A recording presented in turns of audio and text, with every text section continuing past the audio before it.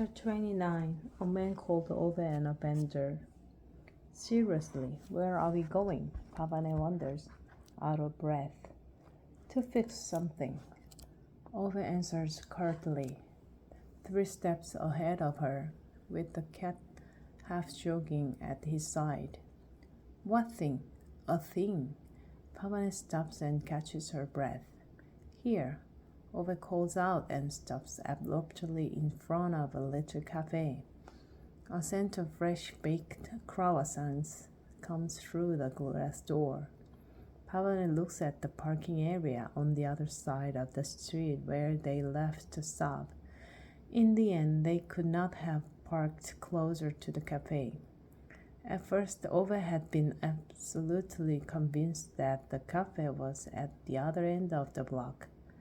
That was when Pavane had suggested that could possibly park on that side, but the notion was abandoned once they found that parking cost 1 krone more per hour. Instead, they had parked here and walked all around the block looking for the cafe, because Ove, as Pavane had soon realized, was the sort of man who, when he was not quite certain where he was going, just carried on walking straight ahead, convinced that the road would eventually fall into line. And now when they find that the cafe is directly opposite the spot where they parked, Ove looks as if this was his plan all along. Pavane mops some sweat off her cheek. A man with a ragged, dirty beard is leaning against the wall halfway down the street. He has a paper cup in front of him. Outside the cafe, Ove, Pavane, and the cat meet the slim boy aged about 20, who has what looks very much like black soot around his eyes. It takes Ove a moment to realize it's the boy who was standing behind the lad with the bicycle when Ove met him the first time. He looks a little cautious, although he smiles at Ove. Ove can't think of anything to do but nod back, as if wanting to clarify that while he has no intention of returning the smile, he is prepared to acknowledge receipt of it. Why didn't you let me park next to the red car? Pavane wants to know as they open the glass door and step inside. Ove doesn't answer. I would have managed it, she says self-confidently. Ove shakes his head weirdly. 2 hours ago, she didn't know where the clutch was. Now she is irritated because he won't let her squeeze into a narrow parking space. Once they're inside the cafe, Ove sees in the corner of his eye how the slim, suit-eyed boy offers the sandwiches to the vagrant. Hi there, Ove. A voice calls out so eagerly that it cracks into falsetto in the high notes. Ove turns around and sees the lad from the bike shed. He's standing behind the long, polished counter at the front of the premises, wearing a baseball cap. Ove nods indoors. The cat and Pavane make themselves at home, the latter mopping sweat from her forehead, although it's ice cold in there. Colder than outside in the street, actually. She pours herself some water from a jug on the counter. The cat unconcernedly laps up some of it from her glass when she isn't looking. Do you know each other? Pavane asks with surprise, looking at the youth. Me and Ove are sort of mates. The youth nods. Are you? Me and Ove are sort of mates too. Pavane grins, tenderly imitating his enthusiasm. Ove stops at a safe distance from the counter. as if someone might give him a hug if he gets too close. My name's Adrian, says the youth. Pavane, says Pavane. You want something to drink? He asks them. A latte from me, please, says Pavane, in a tone of voice as if she's suddenly having her shoulders massaged. She dabs her forehead with a napkin. Preferably an iced latte if you have it. Ove shifts his weight from his left foot to his right and peers around the premises. He's never liked cafe. Sonia, of course, loved them. Could sit in them for an entire Sunday just looking at people, as she put it. Ove used to try and sit there with her reading a newspaper. Every Sunday they did it. He hasn't put his foot in a cafe since she died. He looks up and realizes that Adrian, Pavane, and the cat are waiting for his answer. Coffee, then black. Adrian scratches his hair under the cap. So, espresso? No, coffee. Adrian transfers his scratching from hair to chin. What, like black coffee? Yes, with milk? If it's with milk, it's not black coffee. Adrian moves a couple of sugar bowls on the counter, mainly to have something to do, so he doesn't look too silly. A bit late for that, thinks Ove. Normal filter coffee, normal bloody filter coffee, Ove repeats. Adrian nods. Oh, well, I don't know how to make it. Ove points aggressively at the percolator in the corner, only barely visible behind the gigantic silver spaceship of a machine, which Ove understands is what they use for making espresso. Oh, that one, yeah, says Adrian, as if the penny has just dropped. I don't really know how that thing works. Should have bloody known, mutters Ove as he walks round the corner and takes matters into his own hands. Can someone tell me what we're doing here? Calls Pavane. This lad here has a bicycle that needs repairing, explains Ove as he pours water into the jug. The bicycle hanging off the back of the car? You brought it here? Thanks, Ove. You don't have a car, do you? He replies, while rummaging around the cupboard for coffee filters. Thanks, Ove, says Adrian and takes a step toward him. Then comes to his senses and stops before he does something silly. So that's your bicycle? Pavane smiles. Kind of.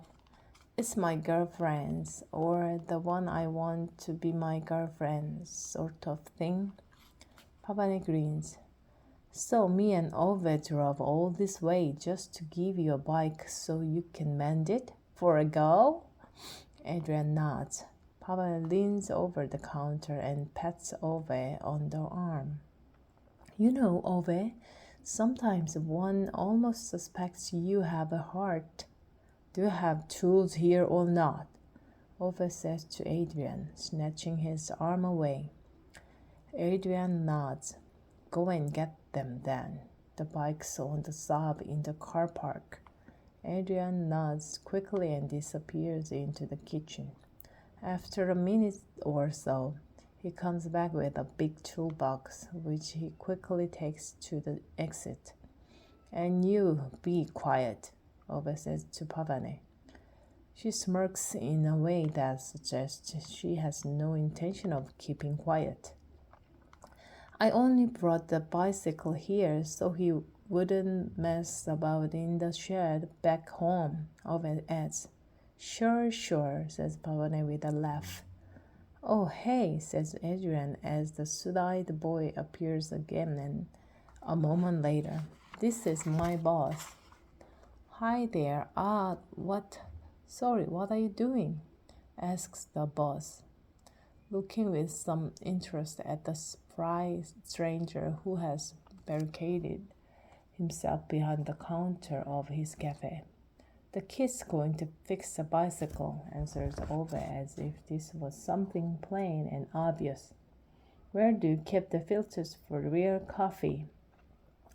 The suit-eyed boy points at one of the shelves. Ove squints at him. Is that makeup? Pavane hushes himself. Ove looks insulted. What? What's wrong with asking? The boy smiles a little nervously. Yes, it's makeup, he nods, rubbing himself round his eyes. I went dancing last night, he says, smiling gratefully as Pavane, with the deftness of a fellow conspirator, hauls out a wet wipe from her handbag and offers it to him. Ove nods and goes back to his coffee making. And do you also have problems with bicycles and love and girls? He asks absent-mindedly. No, not with bicycles anyway, and not with love either, I suppose. Well, not with girls anyway. He chuckles, overturns on the percolator, and once it begins to splutter, turns round and leans against the inside of the counter, as if this is the most natural thing in the world in a cafe where one doesn't work. Bent, are you? Ove, says Pavane and slaps him on the arm. Ove snatches back his arm and looks very offended. What? You don't say. You don't call it that, Pavane says, clearly unwilling to spell out the word again. Queer? Ove offers. Pavane tries to hit his arm again, but Ove is too quick. Don't talk like that, she orders him. Ove turns to the sooty boy, genuinely puzzled. Can't one say bent? What are you supposed to say nowadays? You say homosexual or an LGBT person. Pavane interrupts before she has time to stop herself. Ah, you can say what you want, it's cool. The boy smiles as he walks round the counter and puts on an apron. Right, good. Good to be clear. One of those guys then, mumbles Ove. Pavane shakes her head apologetically. The boy just laughs. Well then, says Ove with a nod, and starts pouring himself a coffee while it's still going through. Then he takes the cup and, without another word, goes outside into the parking area. The sooty boy doesn't comment on his taking the cup outside. It would seem a little unnecessary under the circumstances, when this man within 5 minutes of his arrival at the boys' cafe has already appointed himself as barista and interrogated him about his sexual preferences. Adrian is standing outside by the stop, looking as if he just got lost in a forest. Is it going well? Asks Ove, rhetorically, taking a sip of coffee and looking at the bicycle, which Adrian hasn't even unhooked yet from the back of the car. Nah, sort of, well. Adrian begins, compulsively scratching his chest. Ove observes him for half a minute or so, takes another mouthful of his coffee, nods irritably, like someone squeezing an avocado and finding it overly ripe. He forcefully presses his cup of coffee into the hands of the boy, and then steps forward to unhitch the bicycle, turns it upside down, and opens a toolbox which the youth has brought from the cafe. Didn't your dad ever teach you how to fix a bike? He says without looking at Adrian, while he hunches over the punctured tire. My dad's banged up, Adrian replies, almost inaudibly, and scratches his shoulder, looking round as if he'd like to find a big black hole to sink into. Ove stops himself, looks up, and gives him an evaluating stare. The boy stares at the ground. Ove clears his throat. It's not so bloody difficult, he mutters at long last and gestures at Adrian to sit on the ground. It takes them 10 minutes to repair the puncture. Ove barks monosyllabic instructions. Adrian remains silent throughout, but he's attentive and dexterous and, in a certain sense, does not make a complete fool of himself. Ove has to admit, maybe he is not quite as fumbling with his hands as he is with words.